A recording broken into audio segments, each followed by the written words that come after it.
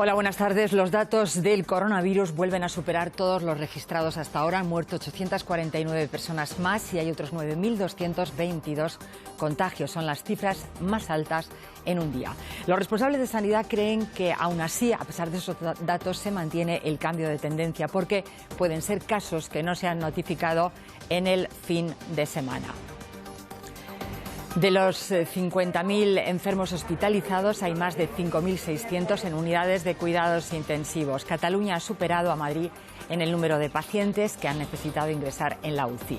Hoy ha intervenido en la rueda de prensa desde su casa Fernando Simón, que está con coronavirus. Dice que de momento no se plantean nuevas medidas sanitarias. Que no podemos es pretender tomar medidas nuevas sin poder valorar ni siquiera mínimamente el impacto de las que vamos implementando.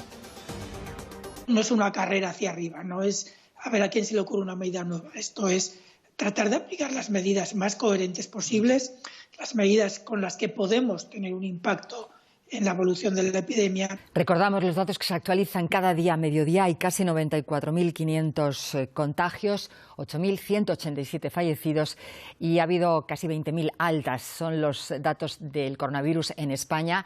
Sanidad dice que a pesar de que han aumentado los contagios y los muertos en un solo día, dicen que desde el 25 de marzo se observa un cambio de tendencia en el aumento de los contagios y achacan ese repunte a retrasos en las notificaciones del fin de semana.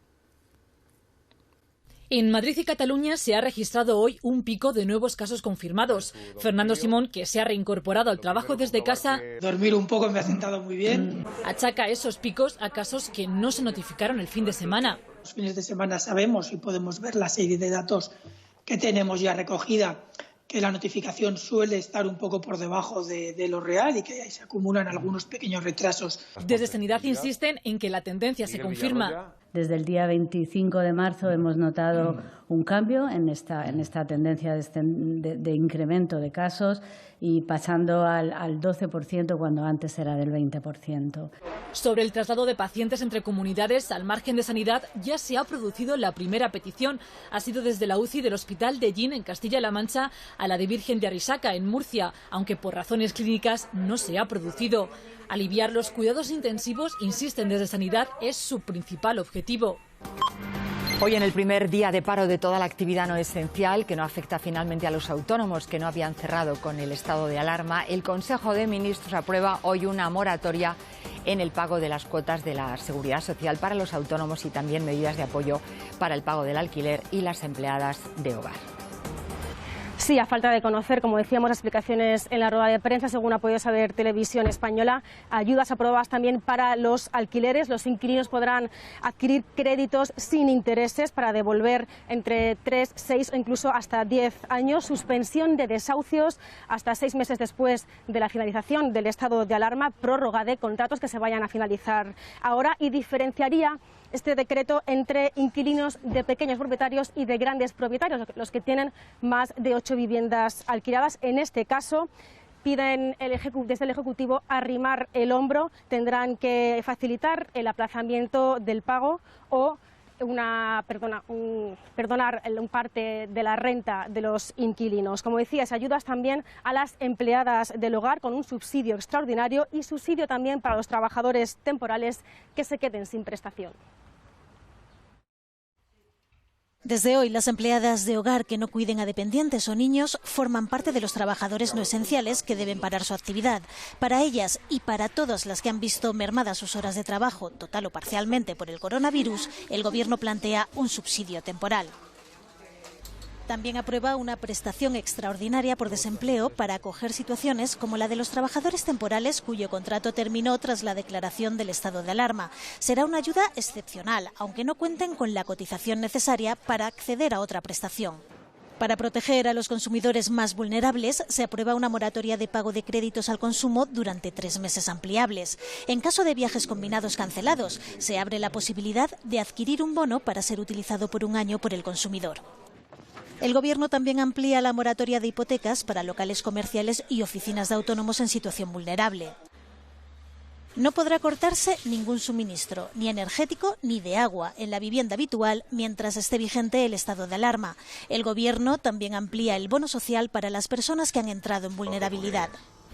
El plan de ayudas de alquiler suspende los desahucios por impago durante 6 meses a contar desde que finalice el estado de alarma. Aprueba microcréditos sin intereses avalados por el Gobierno para los inquilinos de pequeños propietarios. Para los inquilinos de propietarios con 8 casas o más, se aprueban moratorias de 4 meses en el pago de la renta y ayudas directas del Estado en algunos casos para después de la crisis. También se prorrogan 6 meses los contratos de alquiler que venzan mientras dure este estado de alarma, lo que significa que tampoco se podrá subir el precio de los alquileres durante este periodo. Desde la Organización Mundial de la Salud avisan, el confinamiento no es suficiente para bajar la curva. Insiste la OMS en que realizar pruebas a la población es fundamental. Anoche llegaron 1 millón de test rápidos que ahora se analizan. Fuentes oficiales han confirmado a Televisión Española que China está investigando a la empresa que vendió la partida de más de 600.000 test defectuosos la semana pasada. En la rueda de prensa diaria sobre la situación de la crisis del coronavirus en España, la policía ha alertado de un nuevo fraude que circula por Internet. Son correos que envía supuestamente una gran multinacional estadounidense de comercio electrónico. Está siendo suplantada su identidad. Un correo en el que se pide datos a los usuarios con la única intención de robarles. Indica que su cuenta personal ha sido bloqueada por motivos de seguridad al haber detectado accesos ilegítimos, debiendo el usuario introducir sus datos de acceso para poder recuperarla. Los delincuentes tendrán en su poder nuestras credenciales de acceso y además podrán hacer uso de la tarjeta bancaria vinculada a nuestra cuenta. Y la Sociedad Española de Farmacia Hospitalaria denuncia que están recibiendo mensajes a través de WhatsApps o correos electrónicos de empresas de origen dudoso, dicen, y hasta ahora desconocidas. Ofrecen material de protección como guantes, hidrogeles o mascarillas adquiridos, sospechan, en el mercado negro. Son mensajes que han recibido 5 hospitales de toda España. Algunos de ellos, hoy mismo, empresas de origen dudoso y desconocidas, ofrecen material de protección contra el coronavirus, guantes, mascarillas, batas, hidrogeles. Desde la Sociedad Española de Farmacia Hospitalaria sospechan que este material proviene del mercado negro y denuncian el peligro. Si no hay una certificación por parte de un organismo notificado, que es la necesaria para determinadas clases de productos sanitarios, no se puede comprobar que estos cumplan con los requisitos de seguridad y funcionamiento que exige la normativa europea. Proveedores no oficiales que incluso lo ofrecen telefónicamente denuncian a precios desorbitados y también a particulares. De farmacia yo creo que damos bastante seguridad, damos sensación de seguridad. Y luego no solo eso, que todos los productos siempre podemos ser enseñados que llevan el marcado CE como calidad europea, ¿sabes? Cosa que a lo mejor por internet no pueden demostrarse, ¿no? Buenos días, quería un gel hidroalcohólico. Desde el Colegio Oficial de Farmacéuticos de Madrid aseguran que ya están adoptando medidas. Somos conscientes de que existe actualmente un mercado negro en la venta de mascarillas, de geles y de guantes. Lo estamos poniendo en conocimiento de las autoridades sanitarias y de nuestros propios colegiados para que no adquieran estos productos. Recuerdan que en situaciones de crisis como la actual, más que nunca hay que comprar el material farmacéutico en farmacias. Solo hay una excepción, insisten, en la que se puede comprar directamente a un farmacéutico, cuando este, que debe ser el más próximo a la vivienda, lleve puntualmente en persona los medicamentos a la población vulnerable. El número de contagiados por coronavirus en el mundo supera ya los 780.000, con más de 37.000 fallecidos. En Europa, los peores datos se siguen registrando en Italia, donde se espera que prolonguen las medidas de confinamiento, Lorenzo Milá, hasta finales de abril. Eso es. Aquí se da por hecho que el confinamiento se alargará más allá de este próximo viernes, que es cuando en principio terminaba. El Gobierno no ha dicho nada oficialmente todavía, pero apunta a que se alargue por lo menos hasta el 14 de abril, después de la Semana Santa. Algunos medios de comunicación aquí en Italia van incluso más allá y dicen que la intención del Gobierno es estirar el cierre hasta el 1 de mayo y luego ir abriendo poco a poco, gradualmente recuperando una cierta normalidad durante todo el mes de mayo. Pero como digo, de momento ningún anuncio oficial aquí en Italia. Hoy en todo el país se ha guardado un minuto de silencio en recuerdo de los fallecidos, mientras los expertos advierten que por nada del mundo se baje la guardia, especialmente en este momento en el que están empezando a llegar cifras positivas como los nuevos contagios de ayer, la cifra más baja en 3 semanas. Lorenzo, seguimos contigo porque el Papa ha recordado a todos los que no tienen una casa en la que pasar este confinamiento. Ha pedido a la sociedad que tome conciencia de esa situación y también a la Iglesia.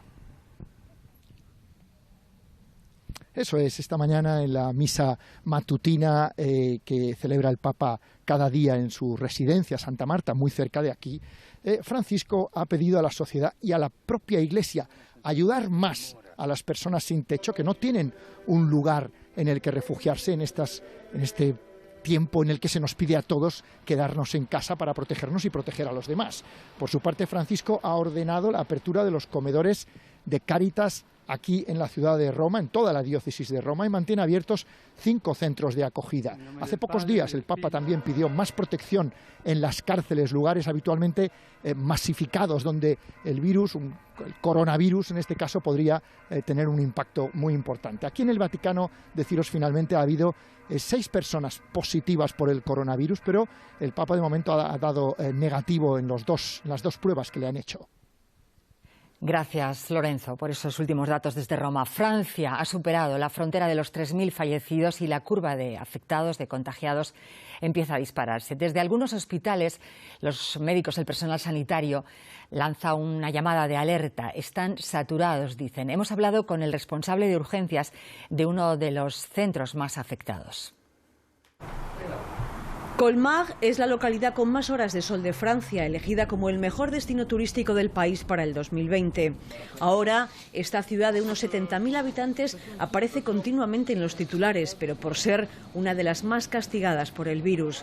Los hospitales están saturados y los enfermos más graves han tenido que ser evacuados en trenes y helicópteros a otros hospitales del país o a centros de Alemania, Suiza y Luxemburgo. Ha habido un desbordamiento de los servicios de urgencia y de reanimación y desde entonces estamos transfiriendo a los enfermos, nos dice el jefe de urgencias del Hospital Civil de Colmar. Y añade que les llegan 40 o 50 enfermos cada día y que es un volumen impresionante, mucho más de lo que podemos atender. Francia comienza la etapa más difícil, con más de 3.000 fallecidos y temiendo que el pico de la enfermedad llegue la próxima semana. El objetivo es, sobre todo, producir máscaras y respiradores. El Gobierno ha anunciado 4.000 millones de euros para intentar autoabastecerse y no depender de otros países. Macron quiere mostrar que la industria francesa se ha movilizado para proveer de suficientes máscaras a la población y ha visitado hoy una de esas fábricas. El día nos ha dejado otra imagen insólita. El aeropuerto de Orly, por el que pasaron 32 millones de pasajeros el año pasado, ha cerrado. Solo operarán vuelos de emergencia. Tiendas, bares y restaurantes abiertos en Suecia siempre que el cliente esté sentado. Allí, con 4.000 positivos y 150 fallecidos, solo han cerrado universidades e institutos y prohíben reuniones de más de 50 personas. La gente con síntomas es la que no debe salir, dice el responsable de salud pública, que confía en el sentido común y cree muy nocivo permanecer meses en casa. Es el llamado experimento sueco, o como dicen los científicos, inmunidad de grupo. Entonces, la única solución para parar la epidemia, ya que no puedes inmunizar individuo a individuo, es tratar de inmunizarla a nivel colectivo. Es decir, si se infecta prácticamente todo el mundo que se puede infectar, pero que tiene síntomas leves, pues al final detienes la epidemia sin haber afectado a la gente que tiene síntomas graves. No tiene base científica, critican algunos expertos en Suecia. 2.000 han firmado una carta al gobierno en la que piden medidas más restrictivas. Yo creo que la decisión de Boris Johnson de echarse atrás tiene que ver con esto. En un momento dado, él pensó que esto era una buena idea, pero luego tuvo que echar los números y dijo, si me equivoco, tengo que mirar a la cara a mi país y decir que decenas de miles de personas han muerto por esta decisión. El gobierno sueco reconoce el impacto económico de un confinamiento, aunque dice moverse por razones sanitarias, y ha pedido que en las vacaciones de Pascua solo viaje quien deba hacerlo. En Estados Unidos, el presidente Donald Trump asegura que van a fabricar tantos respiradores que les van a sobrar. We're going to be sending them to Italy, we're going to be sending them to France, we're going to be sending them to Spain, where they have tremendous. Y los que les sobren los van a vender a Italia, Francia y España, donde dice que hay problemas tremendos. Lo ha dicho en su última rueda de prensa, la ha dado en el jardín de la Casa Blanca. Donald Trump también cree improbable que se ordene el confinamiento en casa de todo el país porque la situación, asegura, es muy diferente de un estado a otro. El último dato registrado en Estados Unidos, Sara Rancaño, estamos en directo en Nueva York, es el de más de 500 fallecidos en un solo día. Sí, con casi 3.200 muertos se acerca ya a la cifra de fallecidos de China. Es la situación ahora mismo aquí en Estados Unidos, pero aún no han llegado al vértice de la curva, según los expertos, así que se preparan para un escenario aún peor, y esta es la imagen que estamos viendo en muchos puntos del país, en parques, en campos de fútbol, en canchas de baloncesto, convertidos en hospitales de campaña. Este está en mitad de Central Park, en Nueva York, para pacientes con coronavirus. Y anoche vimos al Empire State iluminado como si fuera una sirena, una inmensa sirena en tributo, en reconocimiento a los sanitarios y a los que están en primera línea, también a los policías, que es uno de los colectivos más afectados por el virus, con más de 1.000 infectados. Y en los hospitales contarán con más armas a partir de ahora para luchar contra la enfermedad, porque se han aprobado 2 medicamentos, la cloroquina y la hidroxicloroquina, en tiempo récord para luchar con esta enfermedad, especialmente en los pacientes ingresados.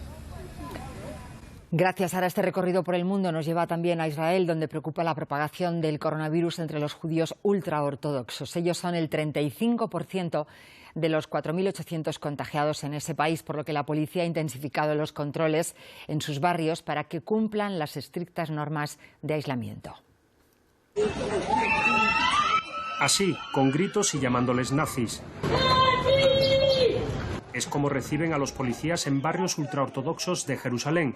Aquí se han tenido que endurecer los controles porque muchos incumplen las normas de confinamiento. Más de uno ha sido detenido. Otros multados por alejarse más allá de 100 metros de sus casas, el máximo permitido. Las multas pueden llegar a los 1.200 euros por reunirse en grupo. Hasta hace unos días las sinagogas seguían abiertas pese a la prohibición. Conseguir que nos hablen no es fácil. Y Egeskel accede para decir que la presencia policial lo empeora todo. En barrios como este de Mean Sharif, la religión es lo primero, de ahí que la presencia policial sea necesaria. Aquí las familias son muy numerosas, están hacinados y muchos no tienen acceso a información veraz, no tienen televisores en sus casas ni tampoco acceso a Internet. Es el caldo de cultivo perfecto para la propagación del coronavirus. Es muy duro vivir todos juntos en espacios pequeños, nos explica Java, pero cree que la inmensa mayoría está respetando la ley.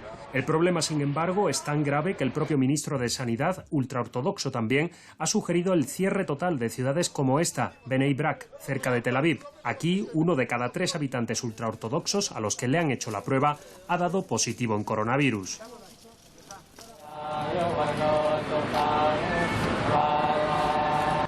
Así salen a pedir limosna los monjes de Bangkok, la capital de Tailandia. Utilizan mascarillas sobre las que colocan caretas de plástico. De esa manera intentan minimizar el riesgo de contagio de coronavirus mientras rezan y dan sus bendiciones a los fieles que, como obliga la tradición, les suelen entregar comida y bebida. Hasta ahora Tailandia reconoce más de 1.600 contagios y 10 muertos por COVID-19. Cada día incluimos en nuestro informativo mensajes que pueden animar a todos los que están pasando por una durísima situación. Hoy nos llega el de ánimo de un anciano de 99 años que se recupera del coronavirus en Villarrobledo, en Albacete. ¿Cómo estás? Muy bien, muy bien. Has estado 4 días en el hospital. Agustín Clemente estuvo solamente 4 días hospitalizado y pasado mañana cumple los 14 días de aislamiento en casa de una hija después de recibir el alta el pasado 19 de marzo. Su familia cuenta que tiene buena salud y ha pasado la enfermedad, dicen, casi como si fuera un catarro fuerte. Convoys de policía llegaban a esta casa con una misión.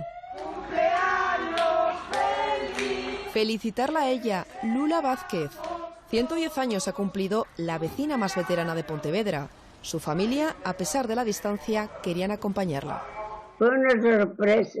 Todas las sobrinas, ahí, todas no, pero bueno, parte de ellas. Todos difícil, porque aunque no tiene hijos, la tía Lulú, que así se la conoce, tiene 87 sobrinos, veterana en edad y también en experiencias. Recuerdo tantas y ya no sé contar. Si de algo sabe Lulú es de guerras y de pandemias.